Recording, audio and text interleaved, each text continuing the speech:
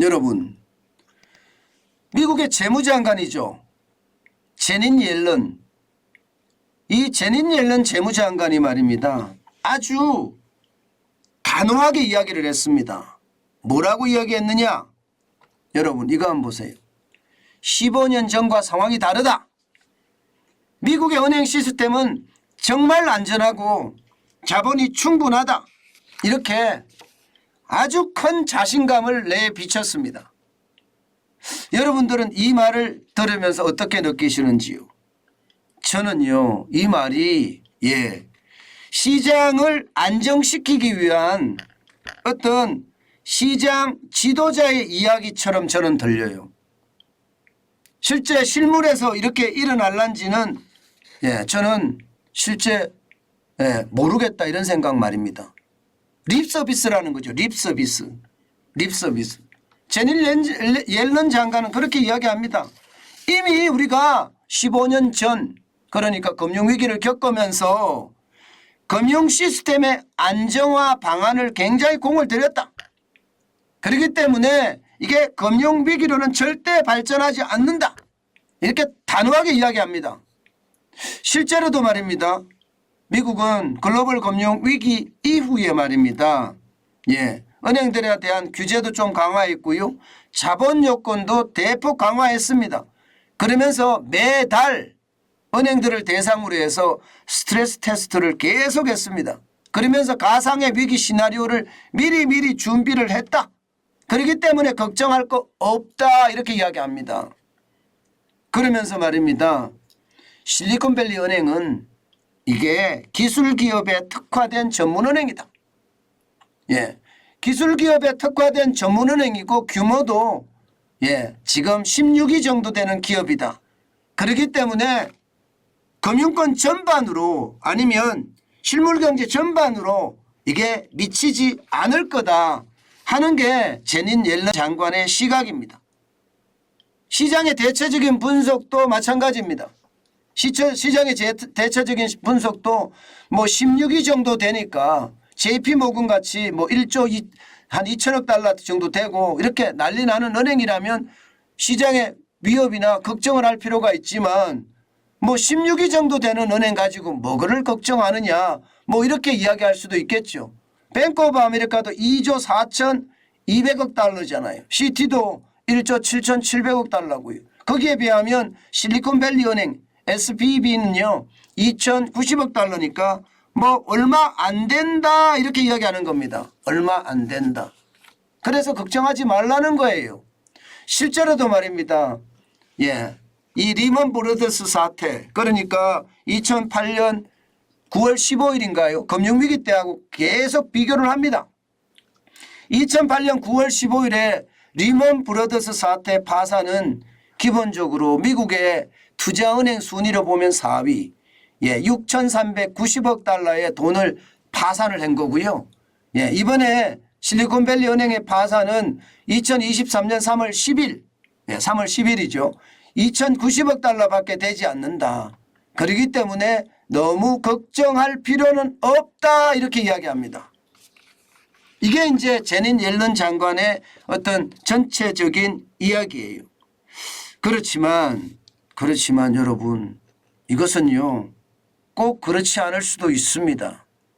이게 경제 지도자라는 사람들은 현실 그대로 이야기할 수가 없어요. 왜냐? 말 한마디에 시장이 와르르 무너질 수도 있고요. 아니면 시장이 더 활활 타오를 수도 있거든요. 그렇기 때문에 이게 말 함부로 할 수도 없는 거고요. 또한 시장의 자신감을 보여주는 것도 이게 위기로 발전하지 않는 그런 상태로 갈 수 있을 거라고는 생각합니다. 그러면서 말입니다. 시장이 안심을 하면 그때서야 나설 수 있는 것 이거 분명히 보여요. 그런데요. 이게 기본적으로 위기가 터지면요. 이 위기는 전이될 가능성이 굉장히 높거든요. 실리콘밸리 은행만 봐서는 금액이 2,090억 달러니까 이거 뭐 크지 않다 이렇게 이야기할 수가 있습니다.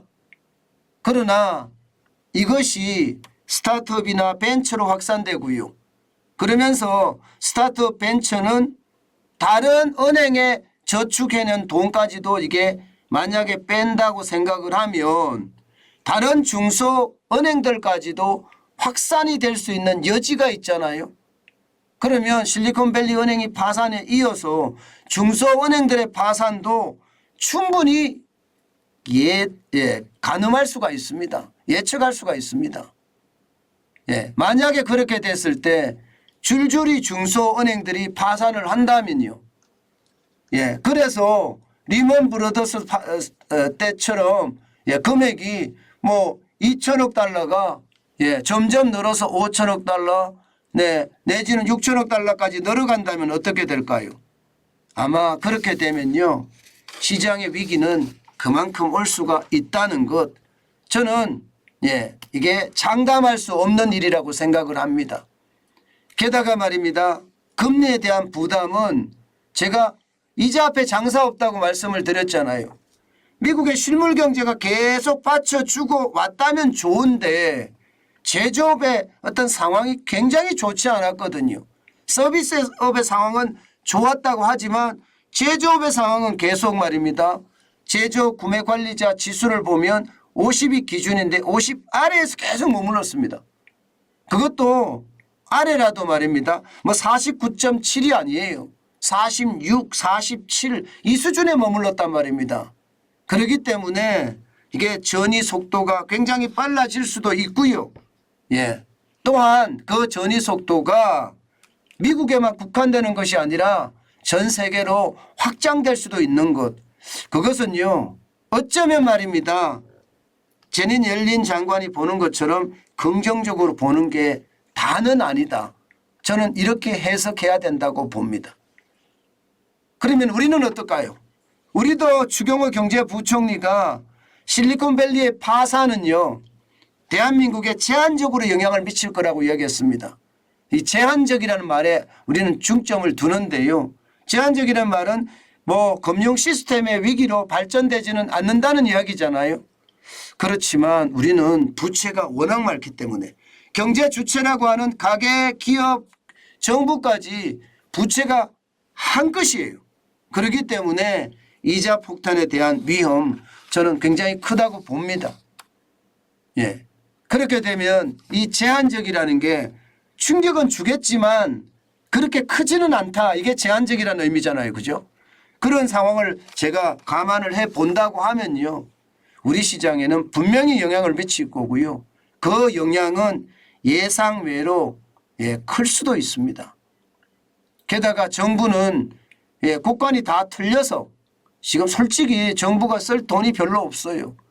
정부도 하고 싶겠죠. 추가 경정 예산을.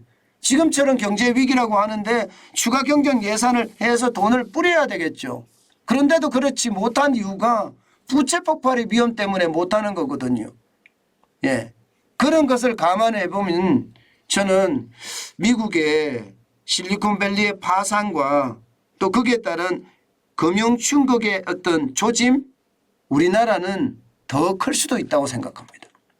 그렇기 때문에 여러분 미국의 상황이 우리 쪽으로 전이되는 것은 당연하고요. 그 전이가 너무 크게 될까 사실은 두렵습니다.